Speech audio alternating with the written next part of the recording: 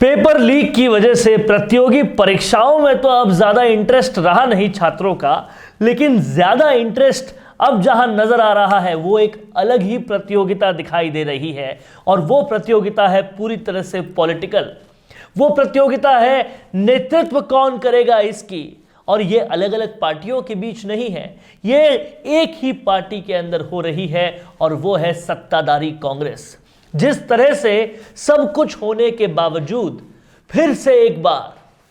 मुख्यमंत्री गहलोत और सचिन पायलट के बीच यह प्रतियोगिता शुरू हो चुकी है कि अगला नेतृत्व तो मैं ही करूंगा, और उसके लिए अपने अपने तरीकों से पूरा काम भी शुरू कर दिया है। एक तरफ जहां सचिन पायलट ने एक के बाद एक किसान रैलीज करने का पूरी तरह से हुंकार भर ली है और जाटों के पूरे एरिया में भी जा रहे हैं, उसके बाद लगातार पूरा प्रोग्राम सेट कर लिया है और पूरी तरह से जनता को उद्बोधन करने का और जनता के बीच जाने का, जनता में फिर से अपना वर्चस्व बढ़ाने का प्लान एग्जीक्यूट करना शुरू कर दिया है। तो वहीं दूसरी तरफ मुख्यमंत्री गहलोत जो है वो अपनी योजनाओं का बखान करने में लगे हुए हैं, अपने कामकाज को पूरी तरह से दिखाने में लगे हुए हैं। पोस्टर से लेकर, टीवी से लेकर, यूट्यूब से लेकर, डिजिटल से लेकर हर जगह पूरी तरह से रंग देना चाहते हैं कि क्या कुछ कामकाज हुआ है उनके नेतृत्व में इस सरकार में, ताकि अगली बार भी उनका ही नेतृत्व रहे। अब ये जो प्रतियोगिता है उसमें सबसे इंटरेस्टिंग मामला ये है कि सचिन पायलट जो इतना कुछ कर रहे हैं और इतना जबरदस्त रिस्पॉन्स मिल रहा है, उसके पीछे की वजह क्या है।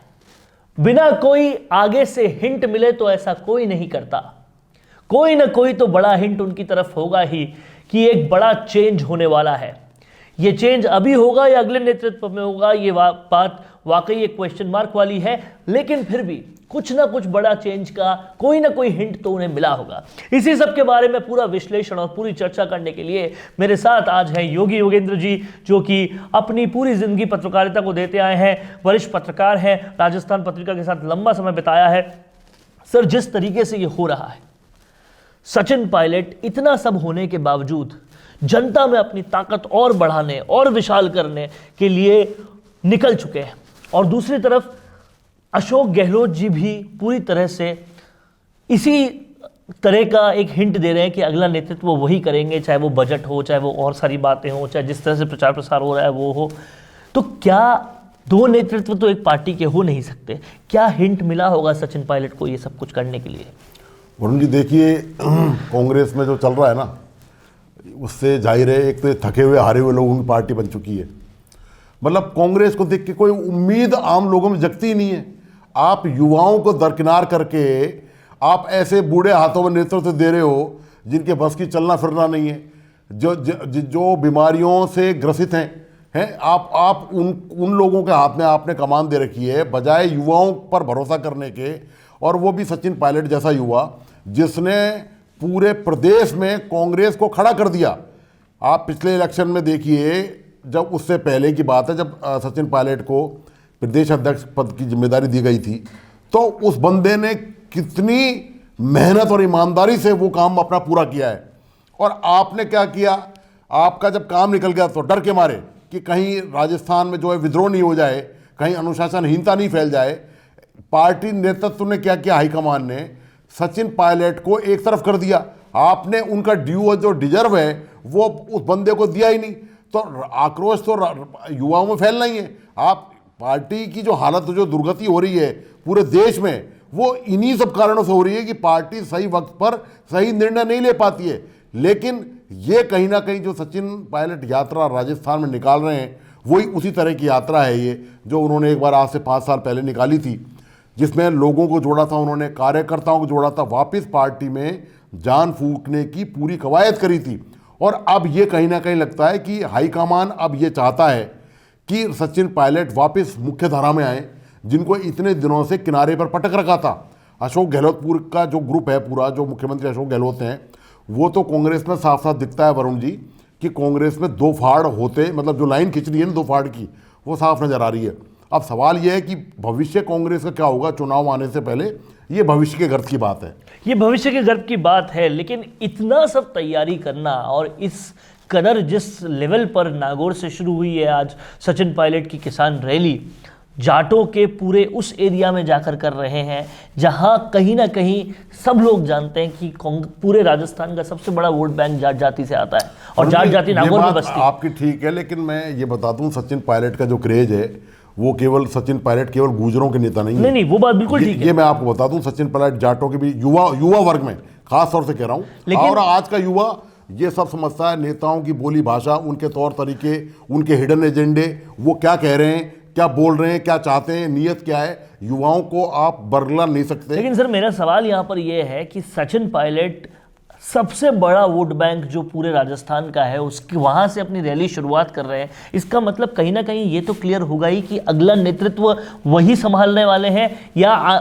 आने वाले कुछ दिनों में नेतृत्व परिवर्तन होगा। क्या ऐसा कुछ हिंट उनको मिला है आलाकमान की तरफ से? जिस तरह से कई लोगों के पेट में दर्द हो गया था जब पंजाब में जो भारत जोड़ो यात्रा है उसमें भी राहुल गांधी और सचिन पायलट बिल्कुल साथ साथ दिखे थे और उनके अलावा और कोई नहीं था। हरीश चौधरी जो कि पंजाब के प्रभारी हैं वो खुद जो है मुख्यमंत्री गहलोत के खिलाफ बोलने लग गए थे और वो भी उस रैली में साथ में दिखे थे। तो क्या कोई एक हिंट दिया जा रहा है राहुल गांधी की तरफ से या कोई और आलाकमान में किसी की तरफ से जो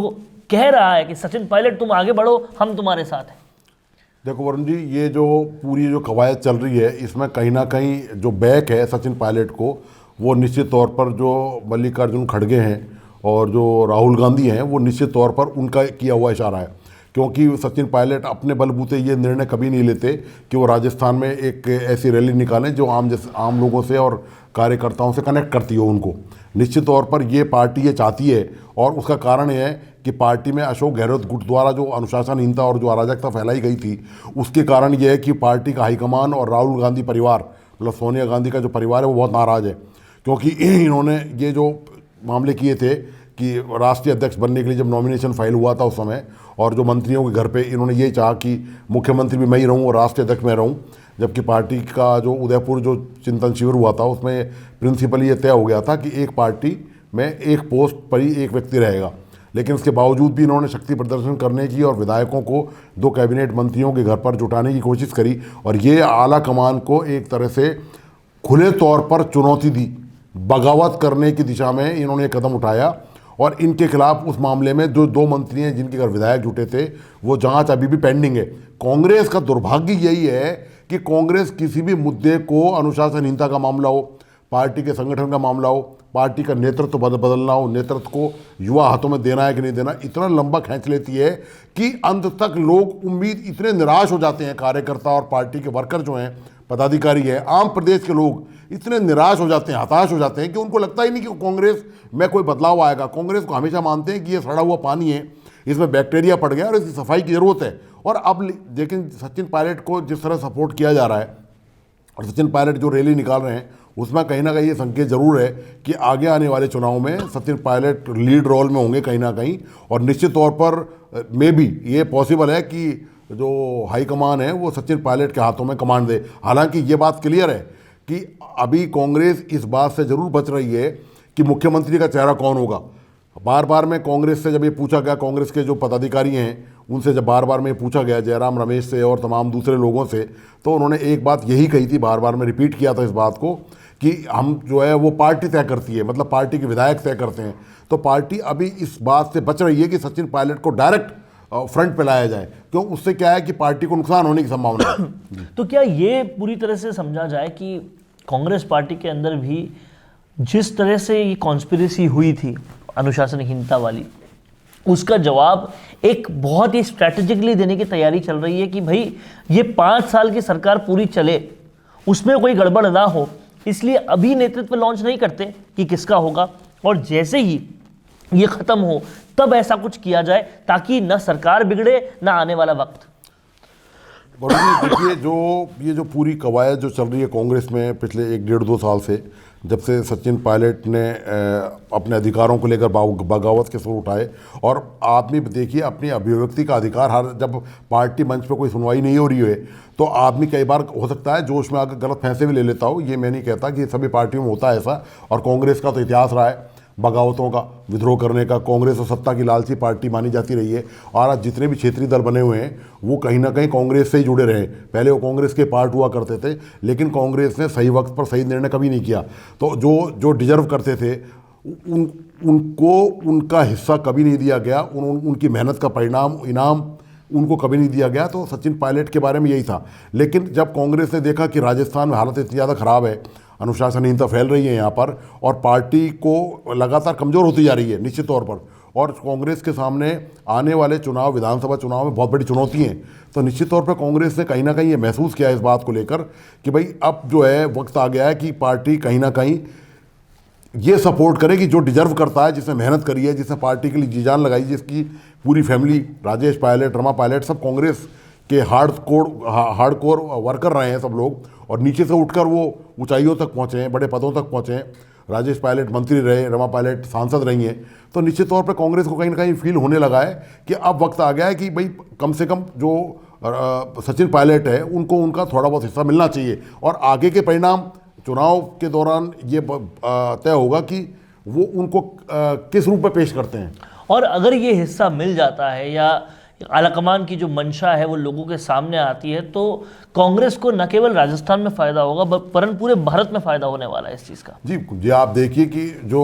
एक तो सबसे बड़ी बात ये है कि वो हाईली क्वालिफाइड है, और सचिन पायलट की कुछ विशेषताएं हैं, फ्लुएंट इंग्लिश बोलते हैं। आप उनसे राष्ट्रीय अंतर्राष्ट्रीय किसी विषय पर चर्चा करा लीजिए, मैंने उनको बोलते हुए कई बार देखा है कि जो जैसे विदेश के मामले हैं या कोई अर्थशास्त्र के मामले हैं, इंडियन इकोनॉमी मामले में, मेरे ख्याल शायद ही कांग्रेस में, कम से कम राजस्थान में तो कोई नेता ऐसा नहीं होगा जो इतना दक्ष होगा सचिन, जितना कमांड, जितना अधिकार सब्जेक्ट्स पर, अलग अलग विषयों पर और सचिन पूरे पायलट कांग्रेस का में है। भी देखे जाए तो बहुत कम ऐसे लोग हैं जो अच्छे वक्ता हैं। हाँ, वो काफी अच्छा... तो कांग्रेस में तो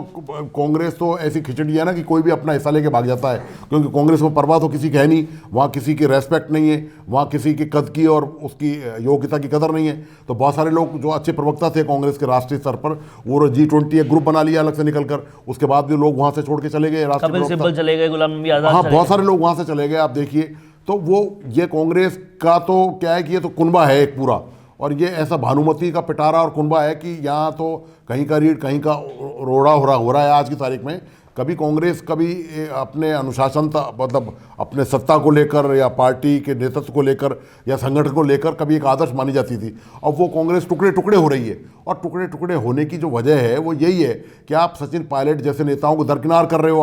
आप उनका डिजर्व नहीं दे रहे हो उनको। आप ये जानते हो कि वो आदमी हाईली क्वालिफाइड है, युवाओं में उसका ज़बरदस्त क्रेज है, और उस आदमी ने सबसे बड़ी बात यह है कि संगठन के लिए जी जान एक की है। आप बताइए, अपने घर परिवार से आदमी गली गली, गांव धूल फांक रहा हो, और आप उसको, और जब सत्ता देने का वक्त आया तो आपने फट देने से उनको इनकार कर दिया। आपने दूध में पड़ी मक्खी की तरह बाहर निकाल दिया, और फिर उसके बावजूद भी पार्टी में जो अनुशासनहीनता, अराजकता हुई है उनके खिलाफ आप कार्रवाई नहीं कर रहे। दूसरे को देखो, दो चीज़ें, एक तो पार्टी में जो अनुशासनहीनता, अराजकता है उनके खिलाफ कार्रवाई नहीं होना, दूसरा जो डिजर्व करते हैं लोग, सचिन पायलट जैसे लोग, कि उनको नेतृत्व की कमान दी जाए, उनको चीफ मिनिस्टर की पोस्ट दी जाए,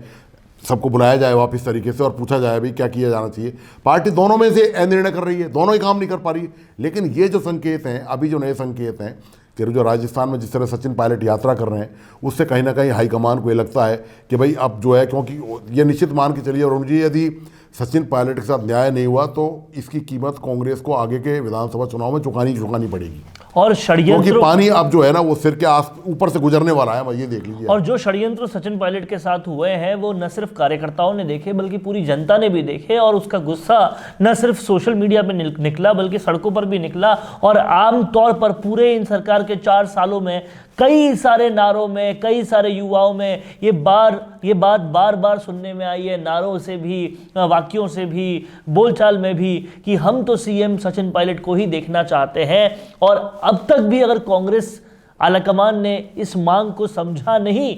और उस पर अमल नहीं किया तो बहुत दिक्कत होने वाली है। लेकिन अब लगता है जब सचिन पायलट इस तरह की यात्राएं कर रहे हैं तो लगता है कि कोई ना कोई संकेत मिला है, कुछ ना कुछ बड़ा परिवर्तन होने वाला है, और ये परिवर्तन होना बेहद ज़रूरी है। हालांकि बहुत कोशिश की जा रही है कि कहीं ना कहीं एक पूरा नैरेटिव सेट किया जाए, कहीं ना कहीं ये बताया जाए कि नहीं, पिछले 4 साल में तो बहुत काम हुआ है। नैरेटिव इस तरीके से सेट किया जाए कि ये पेपर लीक लोग भूल जाएं, ये क्राइम लोग भूल जाएं, ये महिलाओं के खिलाफ अपराध जो हुए हैं वो लोग भूल जाएं। लेकिन